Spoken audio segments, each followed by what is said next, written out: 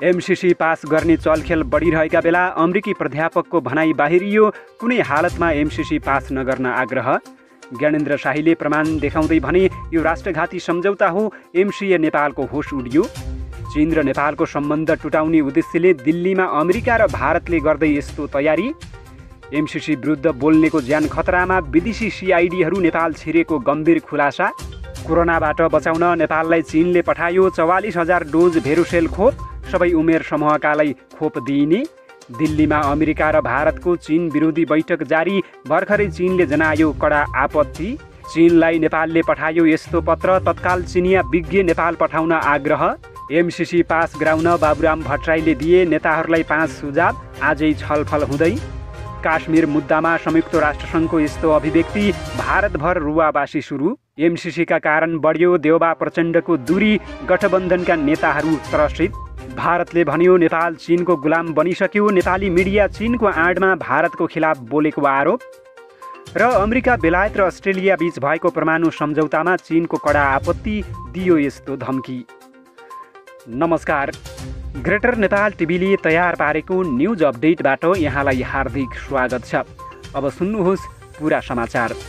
नेपालमा MCC pass गराउने चलखेल बढिरहेका बेला अमेरिकी प्राध्यापकको भनाई बाहिरिएको छ र कुनै हालतमा पनि एमसीसी पास नगर्न उनले आग्रह गरेकी छिन्। एमसीसी इन्डो प्यासिफिक स्ट्राटेजीको अङ्ग भएकाले यसले भोलि नेपाललाई नै खतरा हुने उनको भनाइरहेको छ। यो भिडियो हेर्नुहोस् है त। वास्तविक रूपमा एमसीसी भनेको के हो? नेपालको हितमा काम गर्ने खालको सम्झौता हो अथवा नेपालको सार्वभौम सत्ता लुट्ने खालको सम्झौता हो? हामीले भनेका कुरामा तपाईँलाई वाक्क दिक्क लागिरहेको हुन सक्छ। बारम्बार उही कुरा दोहोऱ्याइरहँदा तपाईँलाई पनि नराम्रो नरमाइलो फिल भइरहेको छ होला। तर हामीले भन्दा पनि एमसीसी वास्तवमा के हो र यसले नेपाललाई फाइदा गर्छ या नोक्सान गर्छ, एकैछिन अमेरिकी नागरिकको मुखबाट सुनौँ है त। यो नेपालको हित विपरीत छ। छोटकारीमा भने हो भने बाहिरबाट यो लुटपाट हो अनि भित्रबाट चाहिँ यो उपनिवेशीकरण नै हो, जुन कुरामा नेपाल जानै चाहँदैन नि। मैले सुनेको धेरै मानिसहरू जो यसको पक्षमा छन् के भनिरहेका छन् भने यत्रो पैसा अनुदानको रूपमा आउने, कुनै नो स्ट्रिङ्स अट्याच्ड आउँदै है, हामी कसरी किन इन्कर गर्छौँ होइन, त्यस्तै भनिरहेका जस्तो लाग्छ। मेरो दृष्टिकोणमा हुँदै होइन। अब खालि पैसाको कुरो गर्ने हो भने अनुदान हो कि होइन प्रश्न राख्न सक्छ। पैसा र अन्य चाहिँ मूल्य जोडेर हेर्ने पटक्कै होइन अनुदान है, यो धेरै खर्चिलो हुन्छ नेपालको लागि। तर खालि पैसाको कुरामा जाउँ एकछिन। अब कति भनिरहेका छन् 500 मिलियन होइन भनिरहेका छन्। यो चाहिँ यो अमेरिकी डलर सजायको प्याकेजको रूपमा आइरहेको छ। तपाईँ हेर्ने हो भने अनि नेपाल चाहिँ 130 मिलियन राख्नु पर्ने नि होइन, त्यही हो। यो सम्झौताभित्र बिना शर्त 30 दिनको सूचना दिएर एमसीसीले, अमेरिकाको एमसीसीले है त्यसबाट ब्याक हुन सक्छ, त्यसबाट हट्न सक्छ अनि बाँकी पैसा दिँदैन है। जब त्यसैले सुरुमा नेपाल सबै पैसा दिइसकेको हुन्छ, अमेरिका अलिकति पैसा दिइसकेको हुन्छ, यिनीहरू कुनै कारण नदेखाउँदै तिनीहरू 30 दिनको सूचना दिएर, अब तिनीहरू चाहिँ कारण देखाएर तिनीहरू 1 दिनको सूचना नदिइकन तिनीहरू आफूले हट्न सक्छ अनि अर्को 1 रुपियाँ पाउँदैन। जति नेपालसँग छ त्यो सबै फर्काइदिनु पर्ने हुन्छ। अनि अर्को सामान्य यो नउडनकारी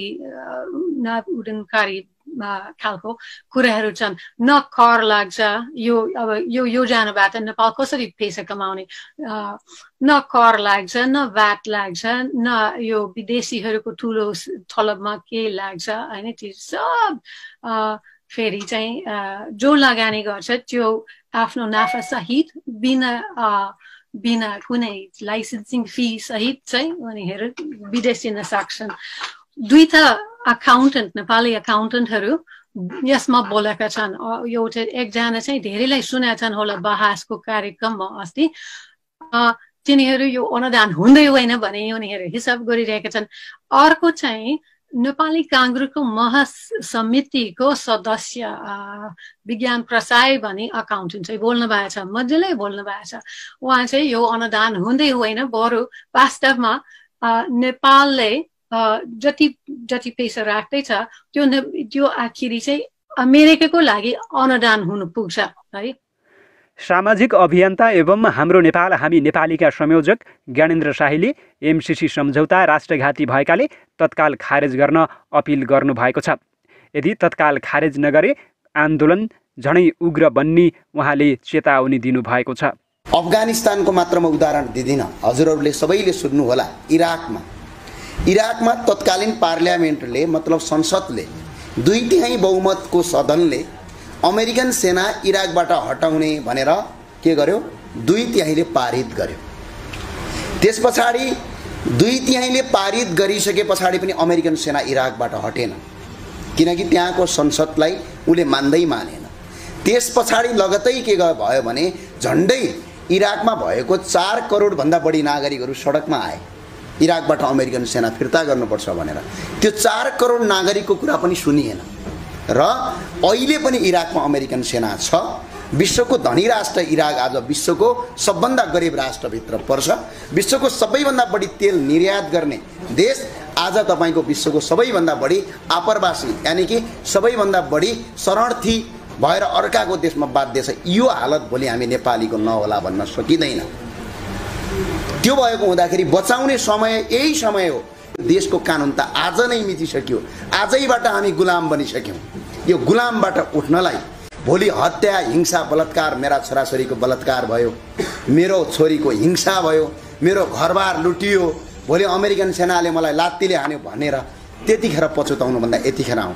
त्यो भएको हुँदाखेरि मेरो आग्रह के छ भने विभिन्न राजनीतिक पार्टीमा आबद्ध भएका मेरा प्रिय साथीहरू, पार्टी तपाईँको छ, यो मुलुक बच्यो भने पार्टी बच्छ। विभिन्न पेशागत साथीहरू, आदरणीय डाक्टर साथीहरू, एक दिन आइदिनुहोस्, तपाईको इमर्जेन्सी सेवा बाहेक अरू सेवा ठप्प पारिदिनुहोस्, किनभने यो देश बचेन भने हामी कहाँ रहौँला। आदरणीय इन्जिनियर साथीहरू आउनुहोस् सडकमा, तपाईँ पत्रकार साथीहरू त सडकमा आउनै पर्छ। र प्रहरी साथीहरूलाई पनि भन्छु, यो देश बच्यो भने तपाईँ नेपालको प्रहरी हो, यो देश बचेन भने तपाईँ नेपालको प्रहरी होइन। सरकारले खरिद गरेको थप 44 लाख मात्रा भेरोसेल खोप ल्याउन नेपाल वायु सेवा निगमको वाइड बडी जहाज बिहिबार राति चीनको बेजिङ जाँदैछ। त्रिभुवन अन्तर्राष्ट्रिय विमानस्थलका प्रवक्ता रेन्जी शेर्पाका अनुसार नेपाल वायु सेवा निगमको वाइड बडी जहाज राति 11 बजे बेजिङ प्रस्थान गर्नेछ। स्वास्थ्य तथा जनसङ्ख्या मन्त्रालयका अनुसार खरिद गरिएको 60 लाख मात्रा खोप मध्ये 44 लाख मात्रा खोप भोलि शुक्रबार काठमाडौँ आइपुग्नेछ, जसमध्ये खरिद गरिएको 16 लाख मात्रा खोप भित्रिसकेको छ। यसअघि निगमको जहाज खोप लिन बुधबार नै बेजिङ जाने र बिहिबार खोप ल्याउने बताइएको थियो। अहिलेसम्म कोभिसिल्ड 24 लाख 48 हजार मात्रा, भेरोसेल 74 हजार मात्रा, जोन्सन एन्ड जोन्सन 16 लाख मात्रा, एस्ट्राजेनेका 17 लाख 77 हजार 320 मात्रा खोप नेपालले प्राप्त गरिसकेको छ। चीनले भारतले न्यू खोज्न नछाडे बेत्रावती सन्धि अनुसार नेपाललाई सहयोग गर्ने घोषणा गरेको छ। चीनको सरकारी मुखपत्र ग्लोबल टाइम्समा एक लेख प्रकाशन गर्दै चीनले यस्तो बताएको हो। दुई देश बीचको सीमारेखा एलएसीमा भारतले बलमिचाइ गरिरहेकाले यसको विरुद्ध अब चीन खडा हुने बताएको छ। भारतले नेपालका मिडिया र नेपाली जनता चीनको गुलाम भइसकेको गम्भीर आरोप लगाएको छ। भारतको चर्चित पत्रिका टाइम्स अफ इन्डियामा एक लेख प्रकाशित गर्दै भारतले यस्तो आरोप लगाएको हो। भारतका एक विश्लेषकले यस्तो आरोप लगाएका हुन्, उनको नाम त्यहाँ खुलाइएको छैन। नेपालमा एमसिसी पास हुन नसकेपछि अमेरिकाले जासुस परिचालन गरेको विभिन्न जानकारहरूले बताएका छन्। चीनको प्रभाव कस्तो छ र नेपाली जनताको मनोकांक्षा कस्तो छ भन्दै ती जासुसहरू अमेरिकाले नेपालका विभिन्न जिल्लामा खटाएको बताइएको छ। नेपालमा एमसिसी जसरी पनि पास गर्न र किन नेपाली जनता उचालिए भन्ने विषयमा दिल्लीमा अमेरिका र भारतको गोप्य बैठक जारी रहेको छ। यसैबीच नेपाल स्थित भारतीय राजदूत क्वात्रा पनि त्यो बैठकमा सहभागी हुन दिल्ली पुगेका छन्। नेपाल स्थित अमेरिकी दूतावासले एमसिसीमा आधा नेपालीको समर्थन रहेको बताएको छ। आज दूतावासले एक विज्ञप्ति जारी गर्दै यस्तो बताएको हो। हवस् त, यिनै खबरसँगै ग्रेटर नेपाल टिभीले तयार पारेको न्युज अपडेटको समय सकिएको छ। प्रत्येक पलका ताजा अपडेटको लागि हामी तपाईँको माझमा छौँ। ग्रेटर नेपाल टिभीले तयार पारेका न्युज भिडियोहरू हेर्दै गर्नुहोला। नमस्कार।